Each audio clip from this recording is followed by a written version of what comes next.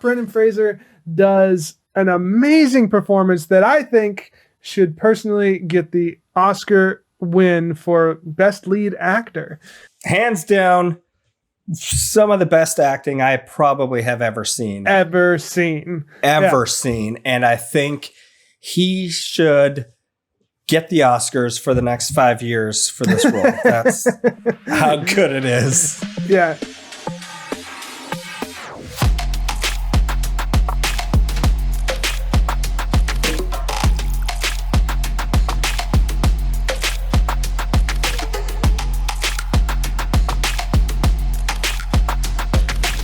So let's just dive straight into this movie, The Whale. What an amazing film, man. From directing, writing, and acting. Music. Yeah, everything. Cinematography, lighting, you name it. Everything. Prosthetics, makeup. Yeah. They covered all the bases. You need to comment below if you found any flaw in this movie because it was amazing from start to finish, heartfelt, and I fought back tears the entire time, man. Yeah. I had to, like, soon as the credits rolled, I was out of there. I'm like, I can't handle any more emotions. Like, it is such a beautiful movie, so deep, so moving. Everything about this movie was just phenomenal. Yeah, it was perfect from beginning to end for me. I loved it. We should explain a little bit about what it's about, because I don't feel like the trailer really gave enough information, even though the plot is simple but complex, I guess. Yeah. So we follow Charlie, who's a 600-pound man he's dealing with a lot of stuff. Yeah, he's dealing with a lot of things. But what the main story is he wants to rekindle his relationship with his daughter that he unfortunately kind of left at the age of 8. Yeah, so he hasn't seen her in like 9 years, and he reaches out, and she's kind of shocked and angry, rightfully so. And you can just see the pain in his eyes, the anger in her eyes, the compassion and also sadness in his nurse's eyes. There's just so much emotion going around in this movie. You can't help but feel empathy for every single character. And I thought that's what they did good, humanizing this person. And a lot of people are saying that it's fat phobic and all this nonsense in these other movie reviews. And like, it is such a beautiful movie. It shows his struggle and his loves and passions and everything. And it's just such a beautiful movie. I don't see how people could see this as fat phobic. I don't see how you could either, because it totally humanized him completely with Darren Aronofsky's directing ability, the writing alone. And then to top it off, Brendan Fraser does an amazing performance that I think should personally get the Oscar win for Best Lead Actor. Hands down, some of the best acting I probably have ever seen. Seen. And I think he should get the Oscars for the next 5 years for this role. That's how good it is. Yeah.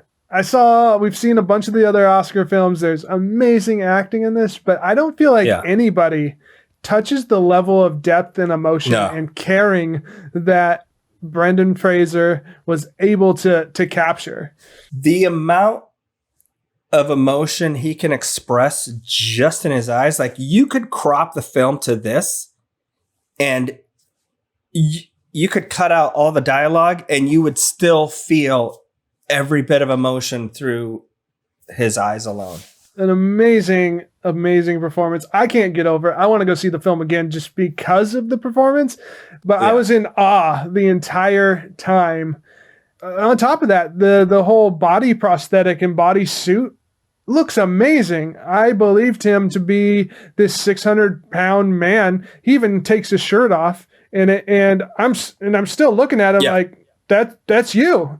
It was so realistic to the point that I went after the movie and I looked up Brendan Fraser just to see what he looks like now. I know he wasn't a 600-pound man, but I wanted to see how big he was.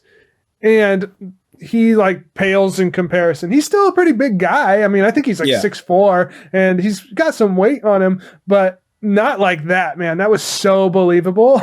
Yeah. It's probably the best prosthetic work I've ever seen in a movie ever. The movie does a great job with that. Also create an empathy for every single character. Maybe I couldn't relate necessarily with life experiences that they had, but you could definitely empathize with their situations on each individual level. Yeah, I think everything down to the choice of cinematography format, the fact that it's this little square that they put everything in, and it makes you feel his entrapment in his apartment and trapped in his body and just everything trapped in his little video screen when he's doing his online course teachings. Like there's that format just made it so much more effective.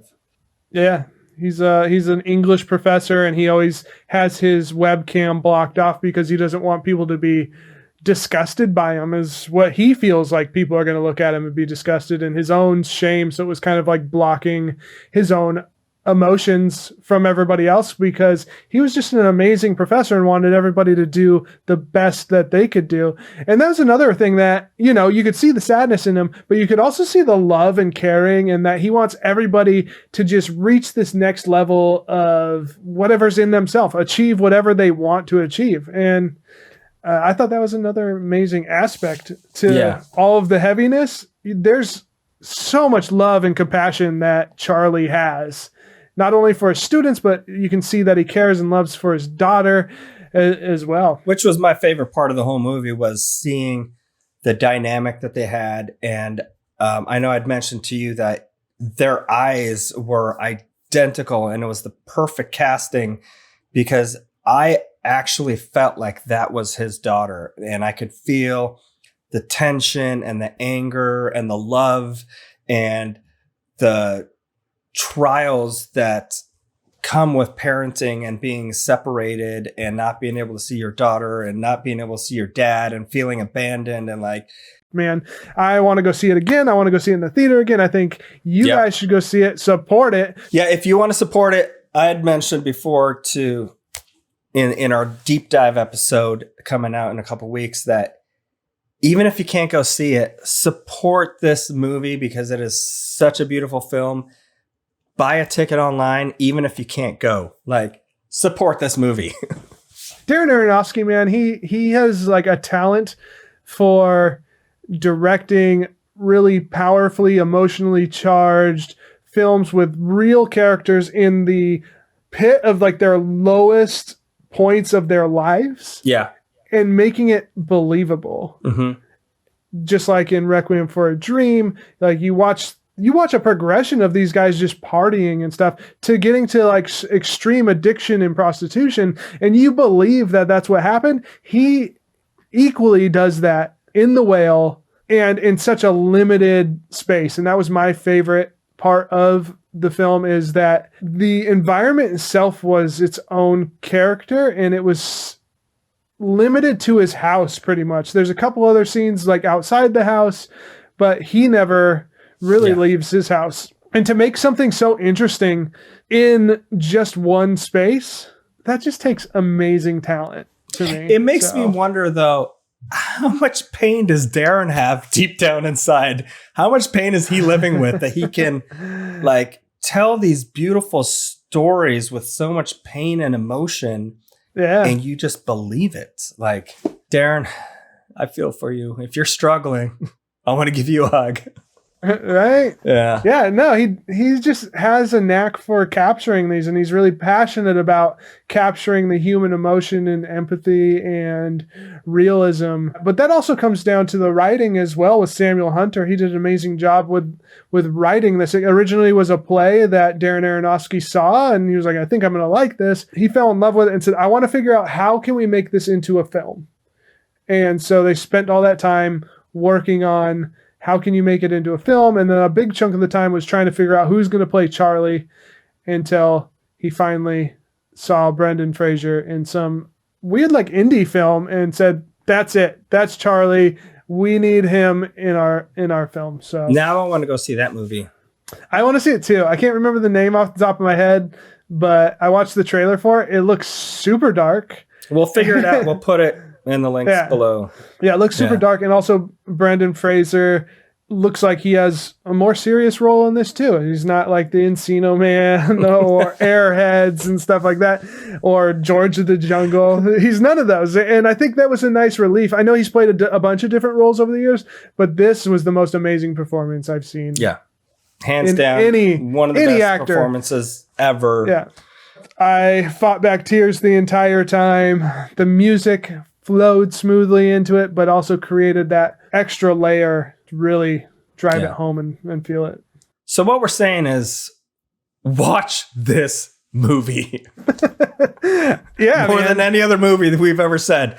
Watch this movie. This outshines every movie that I've seen in a long time. Yeah. That's all I got for this movie. It's just, I just want people to go see it and experience it for themselves because it's gripping. Again, we've said it like 20 times in this episode. Go support The Whale. Yeah. Brendan Fraser definitely deserves Best Actor. The Oscar nominated for Best Actor, hands down. Yeah. If he doesn't win it, then the Oscars are rigged. I'm boycotting the Oscars from now on if he doesn't win it.